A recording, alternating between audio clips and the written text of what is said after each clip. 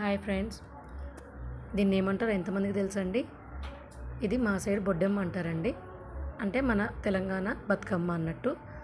కాకపోతే ఇది మా ఆదిలాబాద్ స్పెషల్ అండి. బతుకమ్మ గుంత తవ్వి అందులో ఒక చెనంగ చెట్టు పెట్టి తర్వాత ఒక కప్ప గూడు కూడా చేస్తామండి. చుట్టూరుగా గద్దెలేస్తారు, ఒక బావిలాగా తవ్వి. ఇందులో ఇంకా స్పెషల్ వచ్చేసి అందరూ కూడా దసరా ముందు వెళ్ళిపోతే మా ఈ నిమజ్జనము మనకి పౌర్ణమి తర్వాత తీస్తారండి. చాలా బాగుంటుంది. అందులోనూ అన్ని ఊర్లో అందరి బతుకమ్మలు ఒక్కరోజు వెళ్ళవండి. కొన్ని గురువారము, సోమవారము, శనివారము అలా తీస్తారండి.